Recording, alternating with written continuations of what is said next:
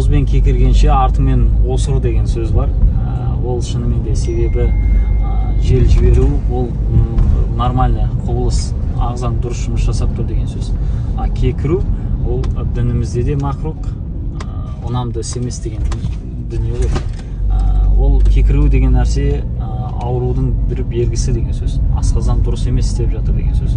Бізде құрт тамыр ішіп кекіре беретін едім, асқазаным дұрыс істемейтін еді, өтім толып қалған, үлкен дәретке шықпайтын едім. Сондай жағдайларда емделіп жатқан жағдайлар бар, құрт тамыр ішіп. Бізде соңғы партиялар қалды. 0,5-тің өзі 0,5-тің өзі 25 мың теңге тұрады. 18 күн ішесіздер, азанда және кешке үлкен қаспен бір қасық, кешке қаспен үлкен қаспен бір қасық. Сондай кезде жақсы емдейді. Бұл жаңа құрт тамыр. Одан бөлек өті толған жағдайда емдейді.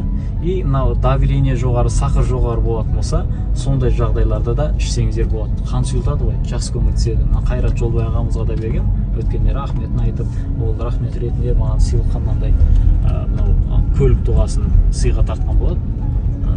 Аксессуар Сафи KZ деген бар, инстаграмда бар, қарасаңыздар. Сол алып ішіп қолдансаңыздар болады, ем қолданыңыздар, ем болсын. Халық емі Нұрқаділ деген инстаграмға жазылып алыңыздар, сол жерде